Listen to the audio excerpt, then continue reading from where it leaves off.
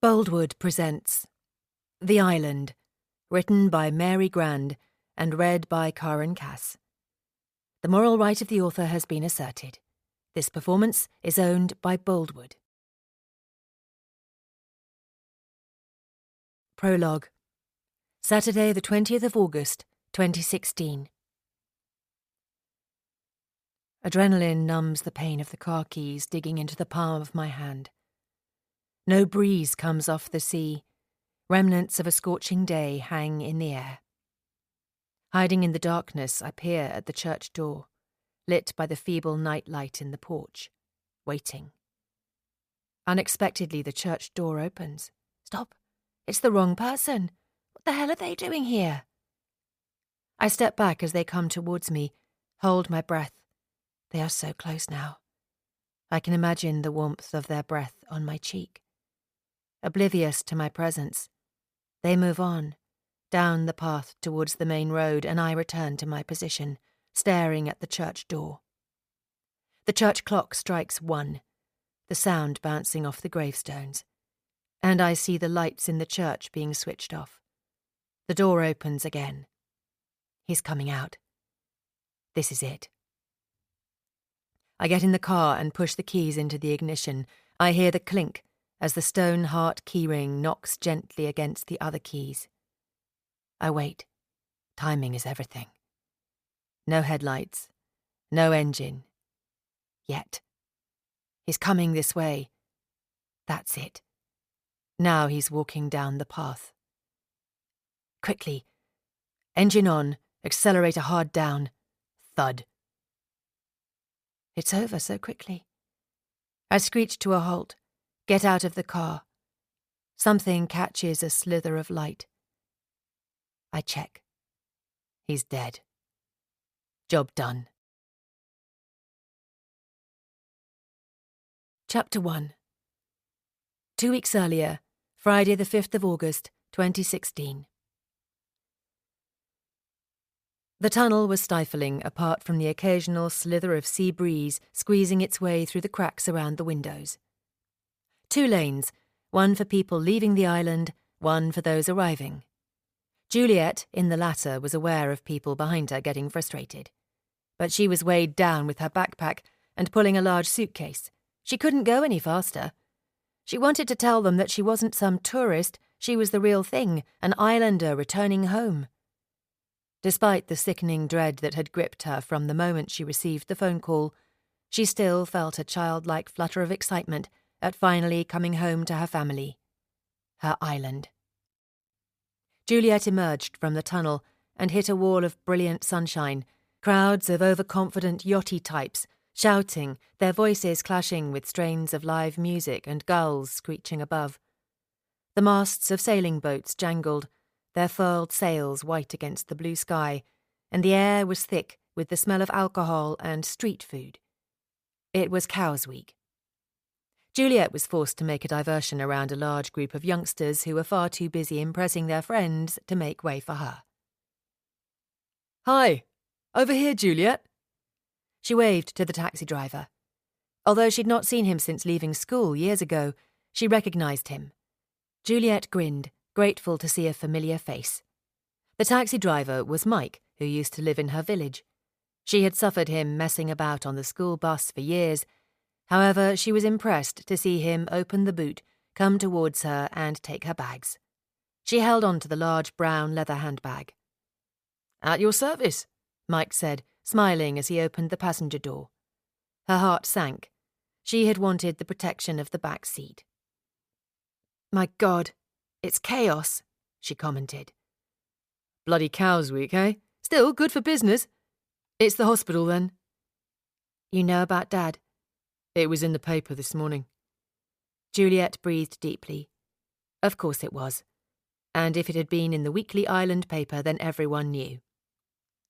They soon left the crowds behind and were on the main roads that led out of Cowes to the main town of Newport. Juliet was struck by how quickly her last 2 years were disappearing and the feeling of never left returning. "I've always said that road your dad was on was dangerous. There should be more passing places. People speed something awful along there," Mike commented. Juliet wondered how much the paper had said about her father's accident. Mike soon answered that. Still, I don't think your dad was feeling, well, quite himself. Juliet cringed. So they'd mentioned the drinking. That would get the island talking. She could hear them all.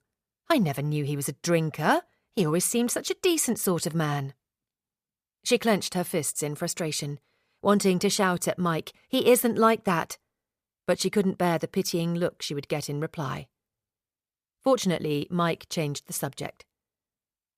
So, have you been on holiday? No, I've been away for 2 years, teaching abroad in China. Juliet turned and looked out of the window. She wasn't in the mood to chat, and Mike took the hint. It didn't take long to drive to the hospital, and Juliet's sense of dread grew as they parked outside. Here's my card, Mike said. We're the hospital's nominated taxi service. If you or your mum need a lift any time, night or day, give us a call. He gave a sympathetic smile. I know Mum would want me to send her love to you and your family. She knew he meant it. That is exactly what his mother would have wanted him to do. And that, she knew, was the flip side of the closeness of the island. Thanks, Mike. Mike handed her the bags. Hope your dad's all right, he said, but the serious tone in his voice indicated he knew how ill he was. Juliet tried to swallow the deep sense of apprehension as she walked towards the hospital entrance. Intensive care, her mum had said. The words filled her with alarm. They were always preceded with something awful. They're not sure if he'll make it. She used the hand gel, rubbing her hands hard together, headed for the lift, glanced down the list and found it. ICU. Walking along the corridor, she passed visitors and medical staff milling around, and then turned a sharp right. It was quieter here, a short passageway leading to a row of plastic chairs outside the main entrance to the ward, and on these sat her 3 sisters. Her internet connection in China had made video calls impossible, and most of her communications with the family had been by email or text, with only the occasional telephone call.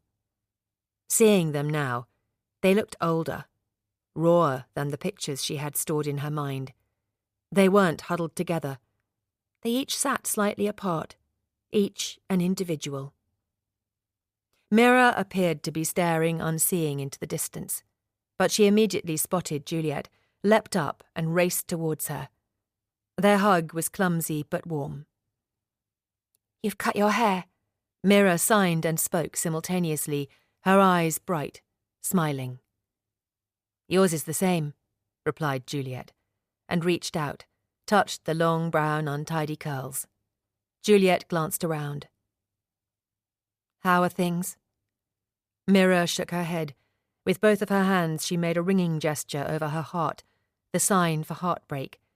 And as so often, Juliet felt the sign said so much more than the words. The whole family had been using British Sign Language since Mira had been diagnosed profoundly deaf at the age of 3. They spoke and signed at the same time. Mira's speech and lip reading were extremely good, but British Sign Language was her first language.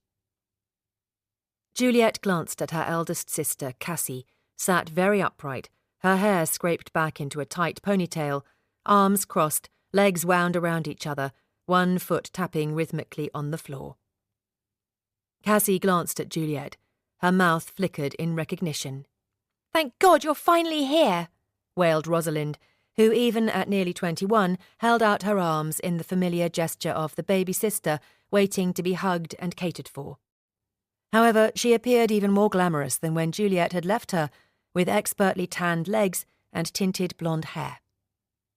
Juliet put her bag down and went to Rosalind. "I'm so sorry, I came as quickly as I could." She leant forward and signed to Cassie.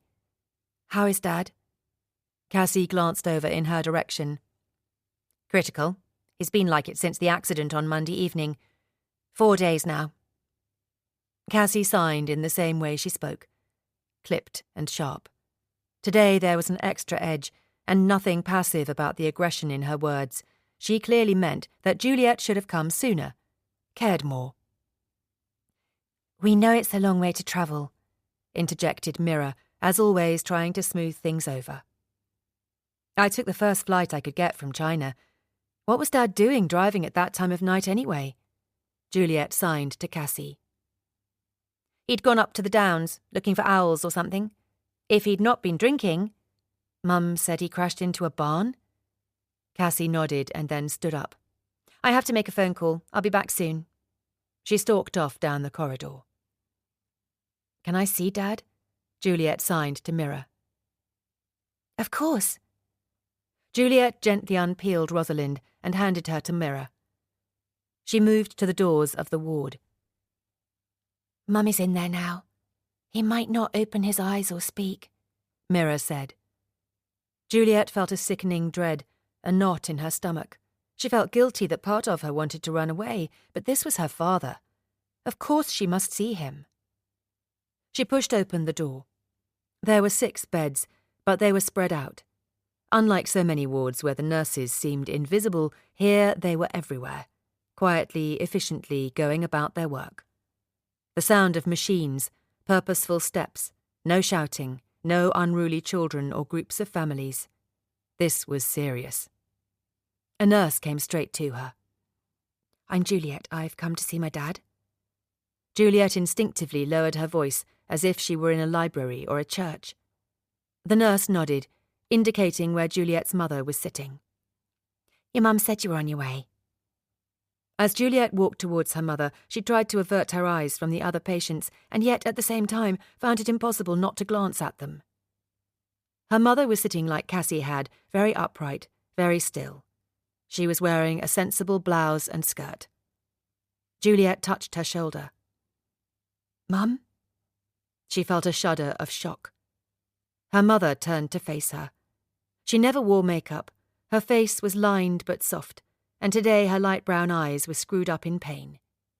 Juliet felt a wave of despair, closer to panic than grief, as, for the first time, she fully understood how ill her father was. Her father, a quiet, gentle man, lay, eyes closed, lost among the machines. There were superficial grazes on his face. His grey hair, still thick, stuck to his head. Her mother stood up and gave Juliet a desperate hug. They've just given him his pain relief. He might be able to chat a bit, but he had a long talk with Rhys first thing, and then Cassie. I've just been sitting here while he rests. I'm so glad you made it. Juliet flinched. The words "made it" were like a punch to her stomach, reminding her how close to that invisible edge between life and death her father was. Her mother leant forward and touched his hand. Ian, Juliet is here. Her mother spoke gently but firmly. His eyes slowly opened. Deep grey blue, vital and alive, at odds with such a destroyed body. After giving his hand a reassuring squeeze, her mother hugged Juliet again, then quietly left the ward. Juliet sat down and pulled the chair a little closer to her father's bed. Dad? She reached out, touched his hand. It was too cold. Slowly he turned towards her. Their eyes met. Each soaked in the sight of the other. Juliet. He spoke, the words soft, slightly slurred by the medication, a whisper of a smile on his lips. My sunshine. She felt the tears burning her eyes. Shards of glass in her throat made it hard to swallow. I'm home now, Dad, she said, her voice shaking. But then the smile melted away, his eyes screwed up in pain. I've made such a mess of everything. I'm so sorry. No, you are a great dad. I wanted everything to be perfect for the 4 of you. You were happy, weren't you? Of course. We had a wonderful childhood. Remember all the times we've walked on the downs, watched the kestrels hovering, waited for them to swoop down, and the larks way above us singing. Remember you said to me, one day you will draw as beautifully as they sing.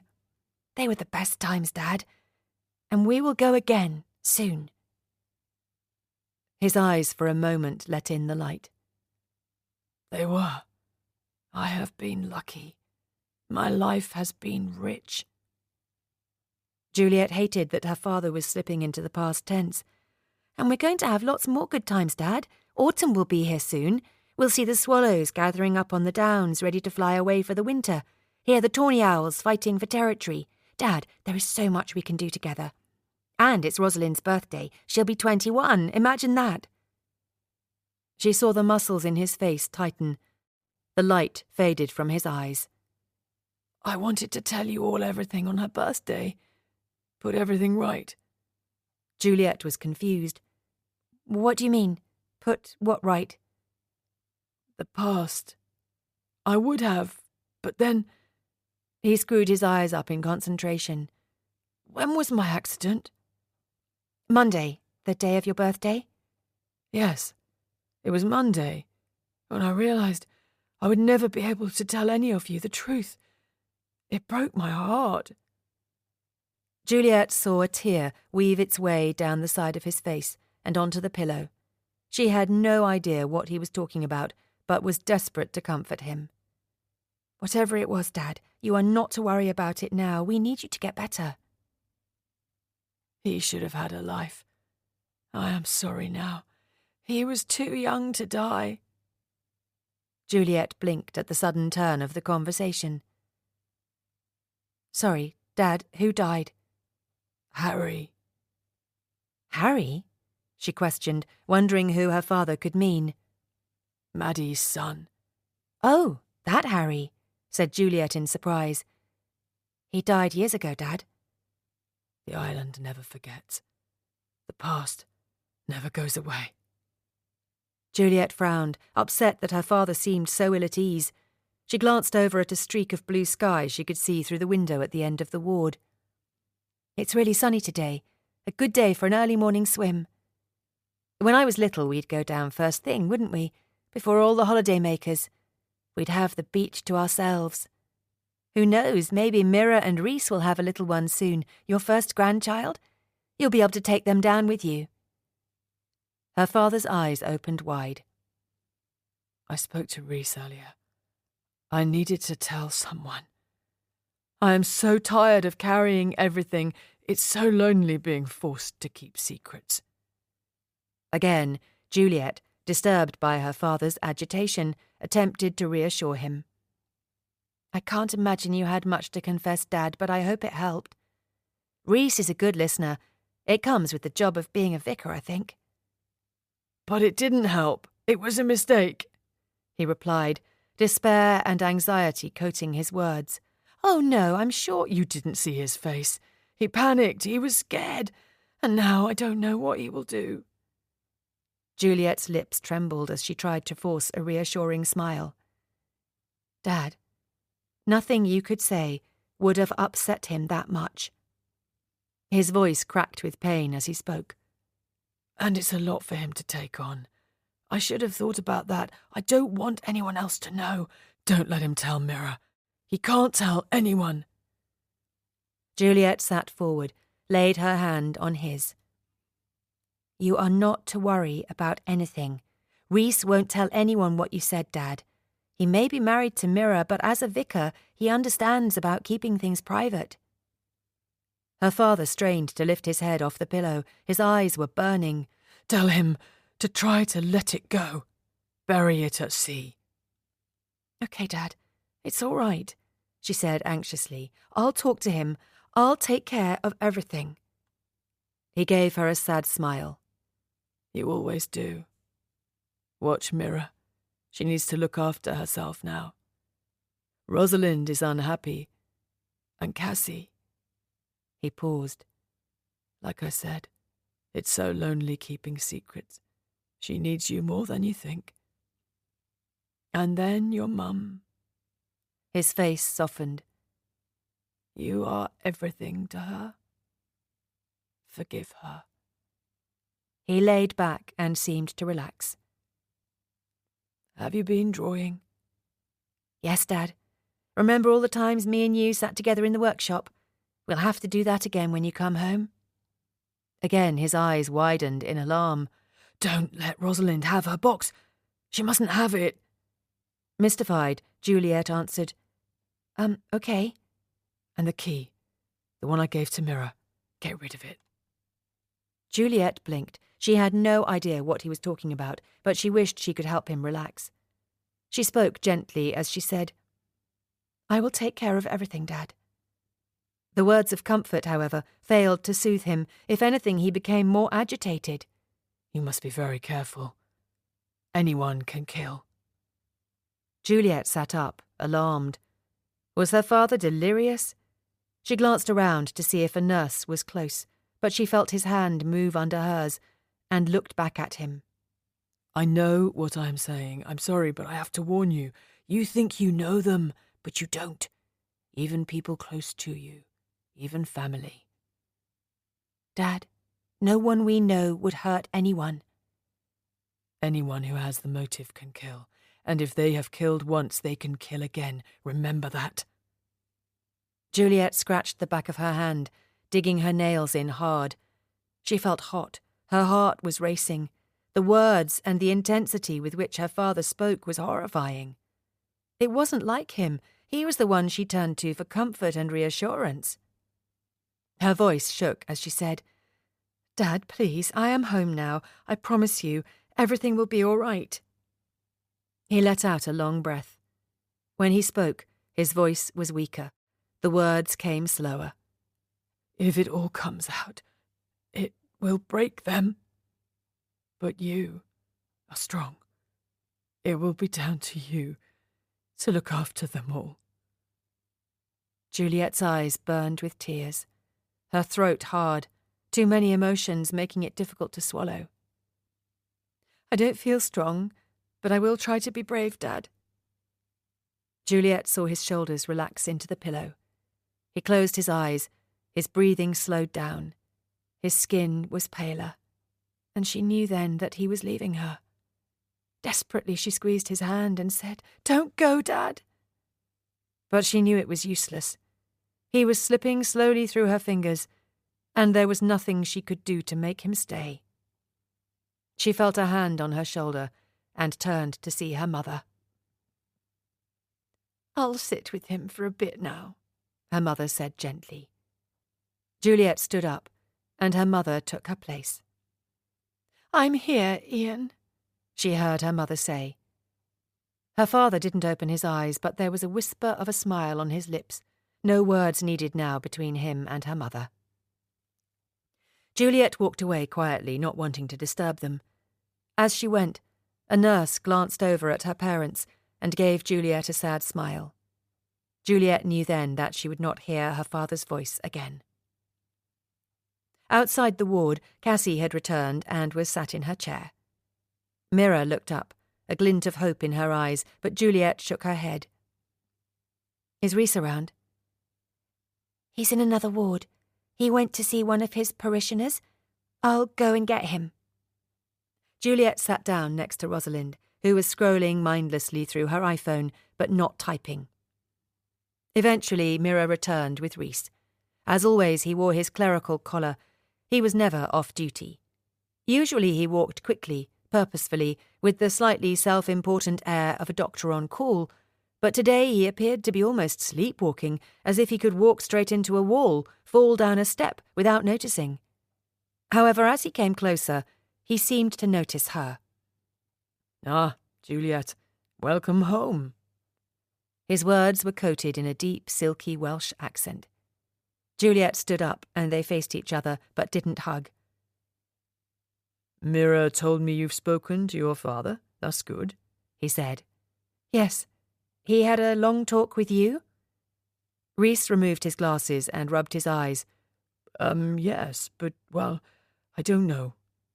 He replaced his glasses and looked around. Juliet wondered what exactly her father had said to Rhys, but now wasn't the time to ask. She sat back down, and they all waited in silence in that timeless world you enter when you go into a hospital. Finally, her mother came out, tears falling down her cheeks. Cassie stood up, put her arm around her. "We can all go in," said her mother. They walked slowly onto the ward.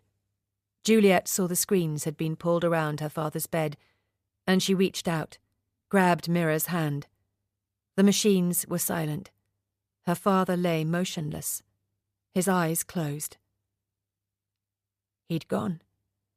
Her father had left her. Juliet's body started to tremble. She covered her face and broke down. There was no need to hide the pain, the panic from him anymore. Juliet felt an arm around her. She knew it was Mira, and they hugged each other. Her mother, Cassie and Rosalind were together, each comforting the other. And then, to one side, she saw Rhys standing alone. Their eyes met. She saw a flicker of compassion, but his gaze went back to her father, and he stared at him. She looked at her mother and sisters, stood together. Why had her father made that comment about not knowing the people close to you? Of course she did.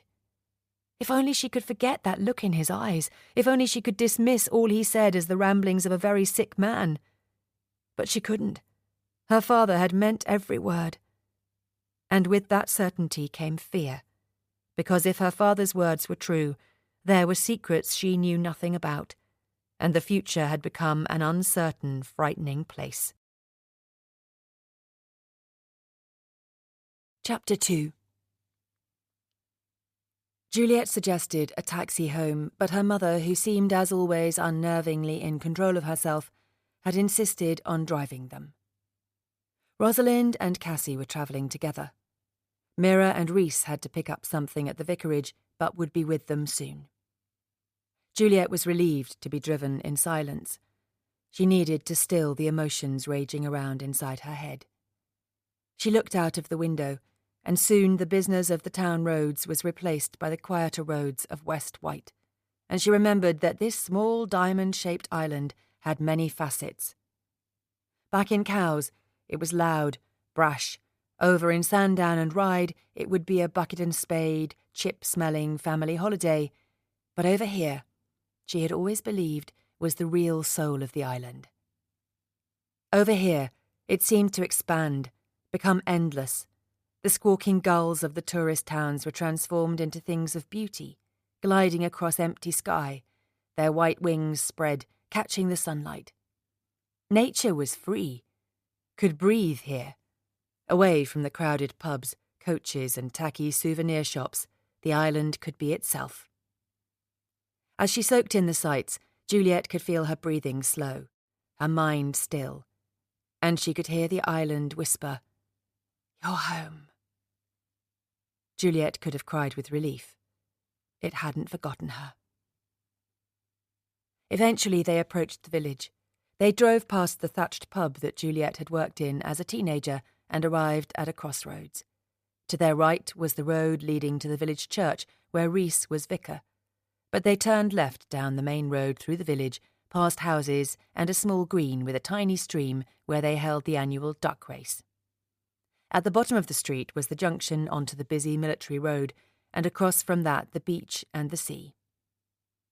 Juliet's family home, an old farmhouse, occupied a large plot on the corner. It faced the sea, and there was a sprawling front garden surrounded by hedges and trees, giving them their privacy. Juliet's mother pulled into a small parking area behind the back of the house. There was very little garden here, and no one used the old back door. And so, once out of their car, Juliet had to pull her case a short distance along the pavementless road until they reached the garden gate that led to the front of the house. Her mother was about to open the gate when Juliet saw one of the neighbours come towards them. "I am so sorry to hear about Ian's accident," she said to Juliet's mother. "Thank you, Kath. I'm afraid he passed away this afternoon." "Oh, Helena, I am sorry. Such a lovely man. You must all be devastated." She smiled at Juliet. "I'm glad you're home to look after your mum now. You've been gone a long time." She turned back to Juliet's mother. "Now, anything we can do, you know where we are." Juliet's mother thanked her, and they pushed open the gate. "Well, that's told the village," her mother said with a sad smile. The gate squeaked open, and Juliet stepped onto the long gravel path that ran the length of the front of the house. Juliet glanced at the expanse of garden, flinched when she saw her dad's workshop and the old oak tree next to it. It wasn't a tidy, planned garden, but rambled, with apple and pear trees down the bottom where they would make dens and have picnics when they were children. The smell of salt and seaweed reminded them the sea was very close by, and their dens would be decorated with shells and pebbles. The house had been built on in a haphazard way over the years. The front door was far to the right, the rest of the downstairs taken up with windows into the large kitchen diner. Juliet looked up and saw her bedroom window tucked above the front door and the wooden gate, prime position to watch everyone coming and going on the long summer evenings when any time before 10 felt far too early to be in bed. Her mother unlocked the porch and the inner front door. The porch was full of the usual clutter. Juliet was pleased to see her Wellington boots neatly standing next to her dad's, but then the pain shot home. The whole house was going to be like this, constant prods and reminders that her father had gone. As she stepped into the hallway, there was an uncanny silence. Her father had been a quiet man, so why did the house seem to shout his absence? It was as if it was in mourning. The hallway was scruffy, with old oak parquet flooring, white walls. There was that individual smell that every house has, the one you only notice when you have been away. She breathed it in, then heard the deep ticking of the grandfather clock. Like the smell, it was so intrinsic to the house that it largely went unnoticed in the daytime. It gained its significance for Juliet at night, when she would lie in bed, even as an adult, counting the ticks, the chimes on the hour. Her eyes were drawn to a framed picture on the wall. "Where did you find that?" she asked her mother, feeling emotion tighten her throat. Juliet stepped closer to the picture. She'd drawn it in her teens, even then preferring pencil to paint. The four sisters were sat together on their beach, Brook Beach, and even now Juliet could hear the seagulls overhead, the shouts of other children playing, running in and out of the sea. Rosalind sat, the princess, her white golden curls shining, little chubby legs stretching out from her short pink dungarees, while Juliet, aged 10, was close by filling a bucket with sand, ready to make sandcastles for the baby to knock down with a spade. Mira, 8, was watching sand seep through her fingers. Apart from them sat Cassie, nearly 19, serious in shorts and t-shirt, reading a book. "I have so few pictures of you all together," said her mother, "and that was such a happy day. As I get older, it's good to be reminded of days like that." Her mother looked around as if the house had become a stranger to her. Juliet saw the vulnerability, a confusion she'd never seen in her mother before. Now put your things there.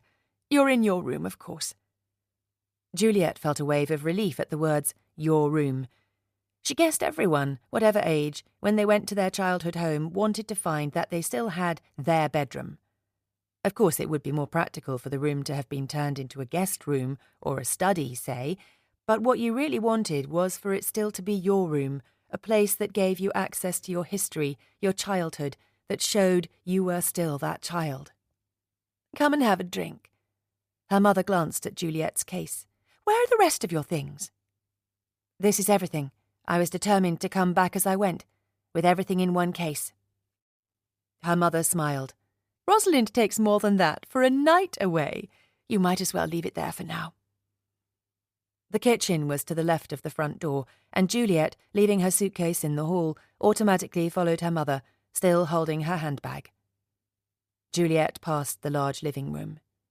Being at the back of the house, it was quite dark, and her parents still only had the one small television.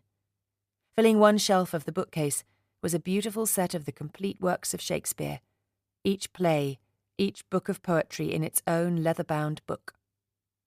They had belonged to her grandmother, handed down to her mother. The room next to it was Cassie's music room, and Juliet glanced in. On the wall were photographs of Cassie playing the violin, and in the cabinet, cups and awards. The room was a shrine to Cassie. Juliet looked away, and went into the room opposite the kitchen. The room was a shrine to Cassie. Juliet looked away, and went into the room opposite, the kitchen. As she entered, she blinked. It was lighter than before. She looked over and recognised why. New patio doors led out onto the garden. Wow, when did they happen? She was irrationally upset that her parents had made changes to the house while she was away. Only about a month ago. It was something I always wanted when you were all little, instead of always having to go in and out of the front door. This would have been so easy. I was thinking, with Dad retiring soon, it would be useful for him getting to his workshop. Juliet looked out at the old wooden building, her father's sanctuary. Her mother took a deep breath. We should have done it before. You always imagine there will be more time. She walked over to the kettle and filled it up. The kitchen was 2 rooms knocked into one and retained that feel. To her left was the functional end, with cooker and cupboards, but at this end was the old pine table and dresser. Juliet put her handbag on the dresser, as she always had done. "What have you eaten?" asked her mum. "It's okay, Mum, I ate bits on the journey." She saw a tiny look of disappointment. Her mother needed to know she was making things better for someone. "There is cake in the tin. I made a fruit one. Your Dad's favourite." "Let me make us a cup of tea, Mum." "No, I'll make it." Her mother spoke sharply, but Juliet guessed she was only just holding on, and this was something concrete to ground her in the house. Juliet sat at the table, feeling again like the little girl after school being given squash and biscuits. "You've cut your hair," said her mother, blinking. "The first of my girls."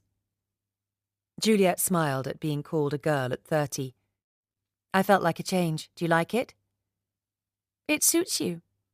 I suppose Mira always wanted hers long to hide her hearing aids, not that it would bother her now. Cassie needs to be able to tie hers back for playing the violin, but the only one I'd be really upset if they cut their hair is Rosalind. You all are so dark, but she is like Rapunzel, long fair hair." Juliet thought someone looking on would think how odd it was that these 2 people who had lost a husband and father just hours before should be talking about haircuts, making tea. But then sometimes something is so huge the only thing to do is talk about the trivial, a kind of survival tactic. Juliet's mother screwed up her eyes and scrutinized her. "It's been good for you getting away, but of course it's lovely that you are home. Now, I know you said you wanted a break from teaching, but I saw your old job at the high school is vacant. They're still advertising. You could give them a ring, maybe even go on a temporary contract." Juliet heard the eagerness in her mother's voice. Now more than ever she knew how much her mother would want her to move back to the island. She had to be gentle. "I don't think so, Mum. I have some possibilities of work on the mainland. Nothing definite, but I won't be going travelling again." Her mother sighed, looked out of the window. "Me and your Dad had planned to go out to Verona in November." "I didn't know." "It was going to be a special holiday. You know, I was 60 in February, and Dad was 65 on Monday. We'd planned a holiday for the autumn when he'd retired. I know the weather might not have been great, but neither of us are much for the sun. He was going to take me to see the balcony, you know, where Shakespeare got his inspiration for Romeo and Juliet." Her mother gazed out of the window, unaware of the tears on her face. "It would have been wonderful, Mum." "It was a kind gesture from your Dad. He was never that fussed with Shakespeare, or holidays for that matter." "And he let you give us all Shakespearean names." "I know. My mum, your grandmother, would have been so pleased. I used to get teased about the name Helena when I was a child. All my friends had names like Sarah and Susan, and they saw my name as a bit fancy. I was lucky. People were starting to give less traditional names by the time you were born. I love all your names. I do wish Cassie and Mira hadn't shortened theirs. Such pretty names. At least you and Rosalind have kept yours. I had an awful feeling you'd end up as Jules and Rosie." "I like my name. It's a bit different. And somehow Rosalind suits her much more than Rosie. She's too dramatic for a Rosie." Her mother sniffed. "I'll have to cancel the holiday. It's covered by insurance, but I wish we'd gone before. I so wanted to see it with your Dad. It's too late now." She made tea in the bone china tea service that had belonged to her parents, set out matching cups and saucers, poured the tea and placed the cake tin on the table, but neither of them opened it. The grandfather clock in the hallway chimed 4 in the afternoon. Juliet realised how tired she was. It felt so much later. There was too much of this day still to get through. "He was waiting for you," her mother said. Juliet felt her throat tighten with tears at the thought of her father clinging on to life so he could see her one final time. "I wanted to get here quicker. It was a nightmare gathering all the things together to return home so quickly, and I don't think I'd really grasped quite how urgent it was. I didn't want to scare you, and you never know, do you?" Juliet sipped her tea. "But, Mum, I don't understand what happened. Why Dad even had this accident. I knew he had a problem with drink before you were married, but he's not drank for years. I've never even seen him drink alcohol." Her mother carefully put down her tea. As she did, Juliet could see her hands shaking. "There have been a few times. Binge sessions up on the downs. Like when he lost his dad. He was devastated, found it hard to cope. He'd walk up to the downs then and drink. Come back hours later, but as I say, it was only a few times." Juliet was shocked. "I had no idea. I'm glad. It's my job to protect you." Juliet's mind started to drift back to her conversation with her father at the hospital. "I suppose it can be hard for a parent to know what they should tell their child and what they should keep to themselves." Her mother sat back. "Is there something on your mind?" Juliet paused. Surely now wasn't the time, but then her mother added, "You can tell me anything. Is it something Dad said?" "He said some very odd things, Mum, and I don't think it was just the side effects of the medication." Her mother blinked quickly. "I see. And what did he say?" "He said there were things he'd wanted to tell Rosalind, but he'd realised he couldn't. He talked about wanting to put things right. It was like there was some secret he'd been keeping all these years. Mum, do you know what that was?" She watched her mother, waiting to see how she would react. But, as usual, her mother's face remained impassive as she spoke. "Listen to me carefully. Dad was rambling. You need to forget all this. Don't worry your sisters about it. Promise me." Juliet gave a cursory smile, and her mother patted her hand. "Good. Now, we won't talk about it any more." Her mother habitually closed down conversations, and sometimes Juliet would fight it, but today was not the time to do that. "Okay, Mum." She glanced over at the birthday cards on the dresser and smiled. "I see my card to Dad came. I know the day ended in a nightmare, but did Dad enjoy any of his birthday?" "Oh, yes." Her mother sniffed, shook her head, and then said, "Dad went to work as normal at the garage. You know how he is. Even with retirement coming up, still working long hours. He was late back. He rushed home, and then in the evening we had a meal." "And he was happy then?" "He was a bit stressed. We had a few words." "A row?" "Oh, nothing like that. It was lovely to be together. Rosalind stayed in for once. She goes out so much now, usually in Cowes or over to Southampton for the evening with the girls from the beauticians. Cassie came down from London Sunday evening. She's got the week off from orchestra. They'll have to extend that now, won't they? Mira came on her own. Rhys had some church meeting. Having 3 churches means 3 times the meetings. Of course, we didn't have you, but we did have someone to cook for us." "Gosh, that's fancy." "We didn't pay caterers. No, it was Rhys's sister, Anwyn. You know, she moved over here after Rhys and Mira's wedding. She's a chef. Very good.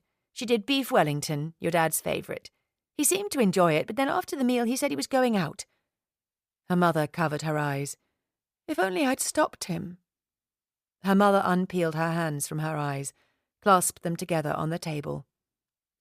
"They found his flask in the car. It contained more vodka than hot chocolate." She rubbed the thumbs of her clasped hands together. "I can't believe he won't be here for Rosalind's 21st birthday. And he'd worked so hard on her musical box. It's beautiful." Juliet interjected. "Oh, the musical box. Dad said he didn't want her to have it." Her mother's face creased in confusion. I can't see why not. I don't understand it either. He didn't explain why. Maybe he didn't think it was finished? No, he was happy with it. What an odd thing to say. I still think she should have it. Juliet blinked. I don't know. He was adamant. You girls all treasure yours so much, don't you? He might have been confused. Juliet saw the desperation in her mother's eyes, and then her mother started to cry. It's the last thing he will have done for her. Juliet put her arms around her mother, felt the shuddering tears. Let's not worry about it now. Her mother nodded. I can't think straight about anything. I don't know what's important and what's not anymore. I feel so lost without him. We'll look after each other. Her mum pulled away. How have the others been this week? Juliet asked. Cassie's not one to fuss, is she? But she's been very supportive. She's not moved from my side. Mira is a natural in hospitals, but of course her and Rhys are busy, so she's been in and out. And Rosalind? Her mother smiled. She's a butterfly, on her phone, talking about the drama to all her friends. But her grief is real. She's younger than you all in her ways as well as her age, isn't she? Her mother sipped her tea. Dad talked about her, about them all. He asked me to look after them. Juliet paused and then said, he was worried about the things he'd told Rhys, was anxious he didn't tell anyone. Do you know what they spoke about? I am not too sure, but I'll have a word with Rhys. He'll keep it to himself. Juliet saw her mother stroke the handle on her cup. Her fingertips were shaking, and she felt, as she had with her father, the need to comfort and reassure her mother. Okay, fair enough. So, something a bit more exciting. In her last email, Mira told me she had a surprise to show me. Do you know what it is? Her mother nodded vigorously. Yes, I do, but I mustn't spoil it. At that moment, Juliet heard a car pull up at the side of the house. That must be Rosalind and Cassie, said her mother. Juliet heard the car door bang, and then Rosalind and Cassie walked past the kitchen window. Her mother opened the patio door to let them in. Cassie was pale but held herself very upright, and Juliet was struck again by her similarity to their mother, both so reserved, tightly bound. Rosalind rushed past her and flew to her mother. I can't believe it, she said. It's not fair. She started to cry again. Her mother cuddled and soothed Rosalind. I know, darling. Cassie stood to one side, her clothing monochrome as always, the only flash of colour the red gemstone on her finger. Juliet wondered if she should go and hug her, but everything in Cassie's stance shouted to keep away. We're not going to leave him there, are we? Dad hated hospitals, said Rosalind. It's all right. I shall arrange for him to be taken by the funeral directors. He will stay there until the funeral. Juliet watched Rosalind. Maybe she was the normal one. The rest of them were keeping everything inside, but not Rosalind. Juliet's mother closed her eyes. She was clinging on to Rosalind as much as Rosalind clung to her. It was then Juliet heard barking outside. She could see Rhys and Mira through the kitchen window, but it was not until they came into the kitchen that she saw the dog. My God, who is this? Signed Juliet, kneeling down and stroking the dog's head. This is Lola. We called in at the vicarage to pick her up. Poor thing, she has been left for 3 hours. We never leave her that long. She's so sweet. She's from an organisation called Hearing Dogs for Deaf People. For me, she is mainly a companion. She's wonderful. Dad loved her. I love the little red tabard. She's a cocker spaniel, isn't she? That's right. White and black, and look, it's like a little moustache. She's a sweetie. I think she may be my best friend, very easy to chat to. What do the people from church make of her? They love her. It's the same with the people in the care homes. They want to see her more than me. To be honest, I think most people do these days. It's got people talking about me being deaf as well. Some of them are learning to sign. We have a screen now on Sundays. You wouldn't believe what a big step that was for some of them. Oh, and we have a loop system in each of the churches. So it has gone well, hasn't it? She looked up at Rhys. Rhys looked down on her, blinked, his mouth half open, but he didn't speak. It had always seemed odd to Juliet that her sister had ended up marrying a vicar. Mira had hardly been to church since she was a child. However, she had always been passionate about looking after other people and had obviously found Rhys had the same caring side when they met. The vacancy for a vicar in the village had come about when Rhys left theological college, and he'd come first as a curate and then stayed on as vicar to a group of local churches. Juliet watched Lola stroll over to the corner of the kitchen, where, for the first time, she noticed a small dog basket and bowl. "She's been made at home here," said Juliet. "It seemed a good idea. Mira can drop her off then whenever she wants," said her mother. "You sound like an indulgent grandmother," laughed Juliet. "It's the nearest I've got to grandchildren. She's such a wonderful companion. I lost the battle for Mira to be allowed a dog at university, but I'm so glad she has Lola now." Mira went over to her mother, gave her a hug, acknowledging the years her mother had fought for her. From her diagnosis, her right to sign as a child, to have support at school, a note-taker at university. Her mother was always there. "What will happen to Dad's things in the hospital?" Rosalind asked unexpectedly. "I will have to go there to collect the certificate and Dad's things tomorrow." "When can we hold the funeral?" asked Juliet. "The doctor said it will depend on what the coroner says. Of course there will be an inquest, but that could take some time." "There will be a post-mortem." "I think so, but the police don't feel there's a lot to investigate. The doctor apparently signed the death certificate. I'll see what he wrote tomorrow. We might not even have to go to the inquest. I don't think we will have to wait long for a funeral." Juliet walked to the window. "I hate to think of him up on the downs on his own." She turned. "They are sure he was alone, aren't they?" "Yes, I don't think he even got out of the car," said her mother. "There were people parked there in a camper van. They saw Dad's car arrive and then drove off. Obviously they weren't watching him the whole time, but they said they only saw one person in the car." "They should have gone and seen he was all right." "But why would they? A man sitting in the car drinking from a thermos." Juliet tried to shake the picture of her father alone in the car. "I wonder where he got the vodka. We never have anything other than the odd bottle of wine here." Her mother fiddled with her wedding ring. "He went into the supermarket at Freshwater before going up to the Downs. The receipt was in the car." "Juliet," said Cassie, her voice sharp. "Mum doesn't need you picking over that evening. He had his birthday meal, and we were all together, and that is a good memory." Juliet glanced over at Rhys, but he stood very still, unspeaking. "But Dad was upset. Something had happened that day." And then she saw it, a look between her mother and Cassie, an invisible thread of understanding. She'd seen that look 1,000 times before, but, and maybe it was the effect of being away, for the first time she wondered exactly what it was about. "Leave it," said Cassie. And this time there was something close to panic in her voice. "It's hard enough losing Dad. Don't make it worse." Juliet flinched at Cassie's words, but glancing around, saw no one was going to defend her.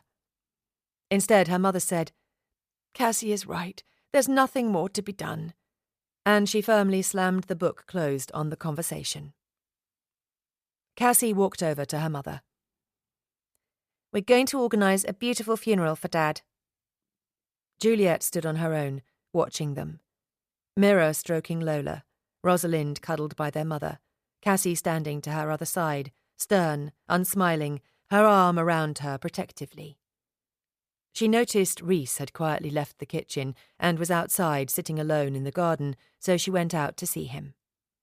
He had taken off his glasses and was rubbing them hard with the edge of his sleeve. Juliet sat next to him.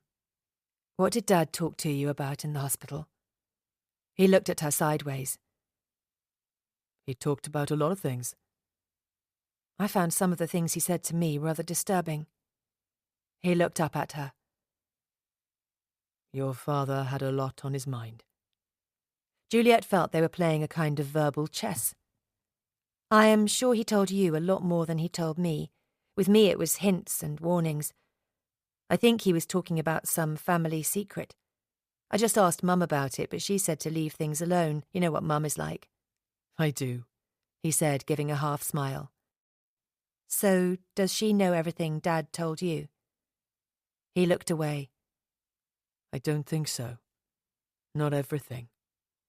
Juliet touched his arm. "Look, I know Dad wanted you to keep it to yourself, but I am curious to know what he said. I'm not just being nosy. It sounds really important." Rhys nodded. "It is. And your father has left me in a real dilemma. I am very conflicted. I promised not to tell anyone what he told me, and usually I would feel that was right. But this is different." Juliet grasped his arm. "Did Dad say anything to you about someone killing someone?" His eyes widened. He took a breath and looked away. "I can't talk to you about this, not now." "So he did?" she pressed. "Juliet, I can't say anything, certainly not yet. I have to take time to think and pray about this. Firstly, I made a solemn promise to your father, and I have never knowingly broken my word. And secondly, I have no idea what the implications of exposing things will be. I have to do the right thing." Juliet felt a wave of fear. She wanted Rhys to reassure her, to make the things her father had said feel less important, and yet he was making her more afraid. He turned to her, patted her knee. "I'm sorry. I should be offering words of comfort to you now, not be taken up with my own problems. You have just lost your father, and I know how close you both were. You must take time to grieve. Leave all this other stuff to one side." He looked at his watch, stood up. "I'm sorry, I have to go and see a couple for a wedding preparation session. Life goes on, doesn't it? I'll come back as soon as I can." He walked quickly out of the garden. Rhys clearly knew things she didn't, and she was torn between wanting to know what they were and the fear of what they might be. Chapter 3. Juliet went inside, and to avoid the others, she headed for the hallway, picked up the suitcase she'd left in the hallway, and took it to her bedroom, the room she used to share with Mira. Mira had never found it easy to sleep. Once she took her hearing aids off at night, she didn't have the comfort of the sounds of family around the house, the grandfather clock, her mother in the kitchen. As far as Mira was concerned, the lights went out, it was silent, and she was alone. So she would cry, get out of bed and wander, looking for company. It was their father who suggested Mira share a room with Juliet, and it had been during those years that a very special bond had formed between them. Like twins, they instinctively developed their own dictionary of simple signs, their own language, even before Mira and the family had learned British Sign Language.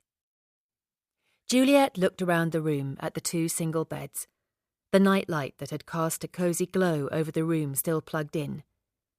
Of course, it had been many years since they had used it, but she had never wanted to remove it. Juliet went to look out of her window. In front of her lay the expanse of the front garden, and her father's workshop was tucked away to the right, and Mira was sat alone on the bench next to it. Juliet turned her attention back to her room. Next to her bed was the musical box her father had made her for her 21st birthday. The wood was beautifully carved, and on the side were slots for photos, pictures of her as a baby, a child, a teenager, and an adult. Her father bought the musical movements from Germany, a special tune for each of his daughters. Juliet wound the delicate key on the bass and lifted the lid. You Are My Sunshine played, and the music tore her in two. She hugged the box, sat on her bed, and sobbed. For a brief moment, that final conversation was forgotten, and she was consumed with that indescribable pain of loss. Exhausted, Juliet wiped her eyes and thought it was time to return downstairs and help out. There would be people calling, a lot of phone calls to make. However, when she walked into the kitchen, she found her mother sat quietly, cuddling Rosalind, who was scrolling through her phone. Cassie sat holding their mother's mobile to her ear with one hand, and with the other a pen, which she held over a piece of paper. "Hi, I'm ringing around the family for my mum," Cassie was saying, speaking in a quiet but efficient way. "I am so sorry to have to tell you my father died today." She added a few more polite sentences and rang off, then wrote down the name on the paper and gave it a tick. "Shirley next?" she asked, and her mother nodded. Cassie picked up the phone again, pressed the number. Juliet was a bit put out. "Would you like me to ring some people as well?" she asked. "I've got it under control," said Cassie. "I could start getting a meal ready then," said Juliet. "There's no need. People have started calling with food." Cassie pointed at a casserole dish. "It's the way things work here," she added, as if Juliet was some stranger, unfamiliar with their ways. The house phone rang and her mother answered it. Incongruously, Juliet heard her comforting someone on the other end. Then the doorbell rang, but before Juliet could move, Cassie had put down the phone and gone to answer. She returned with a bunch of flowers. As she started to fill a vase with water, she said to Juliet, "You could go and talk to Mira. She's on her own." "Are you sure there is nothing I can do to help?" asked Juliet. Her mother glanced towards Cassie and then said to Juliet, "No, love, we're okay here." Feeling like a child being sent to play, Juliet left the kitchen through the patio door and went to find Mira, who was sat with Lola. Mira signed, "I thought I'd let Cassie and Mum have some time together." Juliet turned to Mira. "I offered to help, but Cassie has taken over." "Maybe Cassie wants to play her part as the eldest sister for once." "She's never wanted to before. She always hid away in her music room when anything needed doing." Mira gave her a gentle smile. "I know, but Cassie is still very close to Mum. I used to think they had their own language, like me and you, except they communicated with looks instead of signs." Juliet shrugged. "Maybe you're right." "You must be tired after all the travelling. I am glad you were able to say goodbye to Dad." "And me, although it felt a bit fraught." "Really?" "Yes. He said some weird things." "He had a pretty long talk with Rhys. Rhys seemed stunned, but he wouldn't tell me what Dad had said. Have you any idea?" Juliet paused. "No, I think he told Rhys a lot more than me." Then Juliet remembered something. "There was one thing that Dad said. It was something about a key. He said he'd given you one. He didn't want anyone else to have it. Do you know what he meant?" Mira frowned. "Oh, he gave me one on Monday, on his birthday. He was late home and I was in the garden. He thrust this key into my hand and told me to hide it in your drawer in the workshop." "What was the key for?" "It was an old car ignition key, I think. Anyway, I put it in your drawer." Juliet looked around at the workshop, a tatty wooden building with large windows that looked out onto the garden. "I feel like he should be in there now, working. All the hours we spent in there together. Me drawing, him making some beautiful tray or box." Mira glanced at Juliet. "I don't understand him drinking like that. And then driving. He was never usually reckless. I keep going over the day of his birthday, trying to work out if I'd missed something, but he seemed normal. A bit quiet, but that is all." Juliet put her hand on Mira's arm. "None of this is your fault. I'm glad you were there for Dad when he was in hospital. I'm sure you were a real comfort to him." "I wanted to be there more, but Rhys thought I should keep to my other commitments, going into the care homes and things." Juliet looked up at the house. "Do you think Mum will sell the house?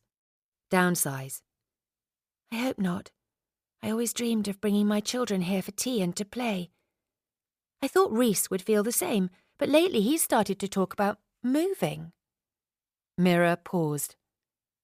"Rhys wants to leave? I thought he loved living on the island." "He's been talking a lot to his uncle, who is working on some mission in Wales. You give up all your possessions and spend your days serving the poor and disadvantaged, apparently." "Wow, that sounds, radical." "I know I shouldn't say this, but it sounds a nightmare to me. Rhys says we are living too comfortably. I think he feels guilty because we have that money he inherited from his parents. He's not going to give it away, is he? I don't think he would do that. Juliet remembered her father's words about Mira. You have to look after yourself, not just everyone else. That's what everyone says, isn't it? She leant down and stroked Lola. At least I have her now. She gives me an excuse to escape. The vicarage is always so hectic with people calling in all the time. Rhys is up at the church a lot. He goes every Saturday night now, always at about 11:30 and stays till about 1. He calls it praying one day out and the next one in. He thinks it's important preparation for a Sunday. Blimey, he wasn't doing that before. I wouldn't fancy being up there on my own at night either. It's completely deserted. I don't like him being up there at that time, to be honest. I've heard of kids going up there, smoking and drinking. But he says this is what he feels God has called him to do. I don't understand a lot of what he says about his beliefs, to be honest. Mira gave a half smile. I can't believe I hadn't figured out that having a faith would be so important to being a vicar's wife. Stupid, hey? But you share Rhys's passion for caring, looking after people. I know, but it's not enough, is it?